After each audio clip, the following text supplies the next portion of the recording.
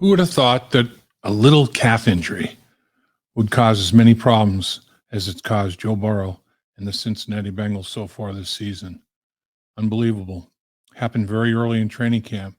The Bengals were very, very cautious, took as many precautions as you possibly can to give Joe Burrow enough time to recover from that calf injury as humanly possible. And Joe says himself, he said it more than once, missing training camp is tough. He's a human being. He's not a robot. He needs reps, just like everybody does.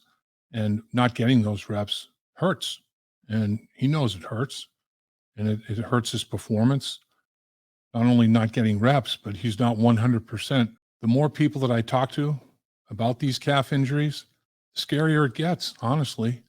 I mean, a lot of people that have had significant calf injuries, and I don't know where you would classify Joe's as compared to theirs. I don't know, the degree of strain. Every body is different. Every injury is different. Every recovery is different with every injury. So this calf injury is in that same category. You just don't know. There's a lot of variables there, a lot of unknowns. But people that have had calf problems say that it can crop up at any point during the season, multiple times during the season. So this is something that is going to be a nagging deal for Joe. Now the Cincinnati Bengals, thought, okay, he feels good enough to go out there and participate in the first couple of games here, the home opener and the road opener, both of them being division games, important games to get off to a good start. Well, they lose them both, and now he has tweaked that calf injury. Worst case scenario unfolded. You lose 2 division games, and your quarterback has got that calf injury still nagging at him. Couldn't be any worse. So what do? Do you rest him? Do you totally get him off his feet until, it's totally over and gone? Who knows how long that would be? There's going to be a lot of time that he could say, I know I can play. I probably can play. So I don't think he necessarily do that. Some of it might just be a pain tolerance thing. And I'll tell you what, there's nobody tougher than this guy. Joe Burrow is a tough dude, man. He can handle pain tolerance. There's no question about that. He has proven that over and over and over again. But it's limiting his play. You almost have to protect players from themselves sometimes when they're uber competitive. And, it's like, if I do this, am I going to retweak it? If I burst out of the pocket, am I going to retweak it? Just throwing the football. How many deep balls has he thrown? When you're pushing off that calf and any kind of different movement could cause an issue with that strained calf, you might be a little hesitant to really torque and goose that deep ball. It might be affecting him. Short intermediate throws are what you're seeing mostly. That might be by game plan design. Zach Taylor, because of medical reasons, is protecting his quarterback, and Brian Callahan from a game planning standpoint. Or, as in the case with the Baltimore Ravens, 2 safeties playing 15-yard deep saying, you're not going to throw the ball over our heads. So be it. Be patient, take the underneath stuff, like that last touchdown drive of 16 plays. Joe took everything that the Baltimore Ravens gave him, and they end up scoring a touchdown. So, all kinds of decisions have to be made. You sit Joe Burrow, Jake Browning comes into the fray against the Los Angeles Rams on Monday Night Football, has not thrown an NFL pass in a regular season game. That's a big stage for your first game. There's no question about it. I'm not saying Jake can't handle it. I think he can. But it would be a tough dynamic. Good thing it's home. Good thing if he does have to play, it's not on the road, hostile environment, crowd noise, all those kind of things. Get your feet on the ground, at least get some NFL snaps before you have to go and do those kind of things, compete in those kind of environments. Will Grier would be the backup to Jake Browning. The one good thing about Jake Browning is you don't necessarily have to melt the game plan because the quarterback has not been around long enough to understand everything. He has a total understanding of the offensive schematic. He's been in the quarterback room with Joe Burrow and Brian Callahan and Zach Taylor for multiple years now. So that's not an issue. I mean, do you tailor things differently based on the abilities of the quarterbacks? Of course, everybody does. All coaches do that with their quarterbacks. So now you're in a tough environment. Do you put together two game plans? Do you have a Joe Burrow game plan? Do you have a Jake Browning game plan for the Monday Night Football game against the Los Angeles Rams? I mean, the trickle-down effect of all of this just complicates and clouds the issue so much. The good news is you have a longer week. You have Monday Night Football to sort through all of this kind of thing. And for Joe Burrow to take care of his calf. He has an extra days off for rehabilitation and treatment and everything that goes along with it. And there's not going to be anybody more diligent at that than Joe Burrow. We know that. I mean, the way he has come back from surgery and appendectomies and everything else. I mean, it's remarkable. But man, think back to the beginning of training camp.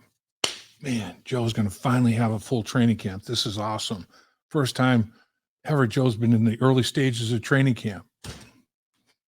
Goes out the window with a calf injury. The football gods can be cruel with respect to injury. There's no question about it. Now the Bengals have to rebound from an 0-2 start in the division. One at home, one on the road. They've got those division opponents coming back for a second opportunity. They have to play the Pittsburgh Steelers twice. They have to play the 49ers on the road. They've got a bunch of tough football games. There's no question. An 0-2 hole is tough to get out of. And this one's different because it is two division losses. Last year's 0-2, one division loss. That's a big difference. You're talking tiebreakers. The goal the Bengals have is to be the number one seed and have home field advantage throughout the playoffs. Tough duty when you've already lost a couple of division games from a tiebreaker standpoint to crawl back out of. Zach Taylor has gone 0-2 in 4 of his 5 years as a head coach. The year that he didn't, the Bengals did go to the Super Bowl, but 0-2 last year, they went to the AFC Championship game. So it's happened where you've crawled back out of this type of a situation. But like I'm thinking, 0-2, there's 0-2 and there's 0-2. They're different 0-2s, and every team is different. It's the composition of the team is different. The coaching staff's pretty much the same, but every year is a different year. Who knows how this one will work out? All I know is it's a challenge when you put yourself in an 0-2 hole over a 17-game schedule. There's only 15 left. Can't let any others slip between your fingers. Now you have, it's like we've talked about, 16 teams in the AFC. A lot of people think a dozen of them have a very, very viable playoff shot. It's going to be a very, very competitive conference. The AFC North, we know, is going to be a very, very competitive division. No team has won 3 division championships in a row with the AFC North since 2002, since the realignment of the divisions. Starting 0-2 multiple years in a row is not something that will decrease those odds. It would probably increase those odds as far as the Cincinnati Bengals are concerned. So if there were 12 of the 16 teams you thought might have a shot to make the playoffs, think of all the teams you have to dig out of the hole to overcome. Tall task. Like everybody's saying, 17 games is a long season. It is. But you're down to 15 now, and you certainly can't afford to lose a hold of any more that you shouldn't lose a hold of.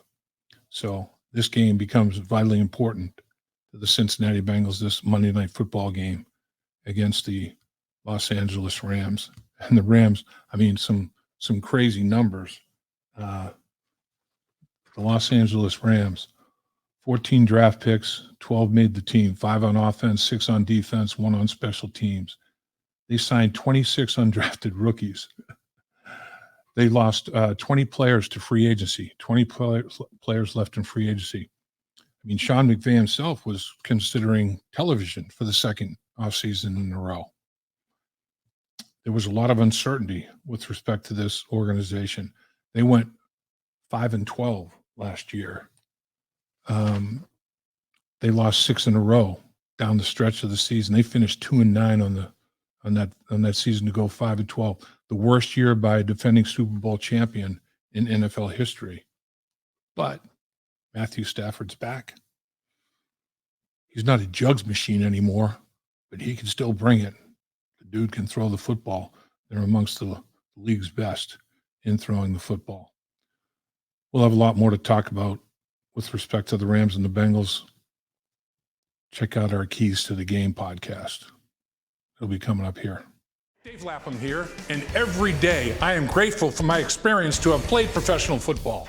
As a player, I realize self-motivation, leadership, and appreciating your teammates are key. At First Star Logistics, you can use those same attributes to create the life you want for you and your family. Build your future by working hard like I did. You'll see results both on and off the field. Call First Star Logistics today and be part of our winning team. Opportunity knocking.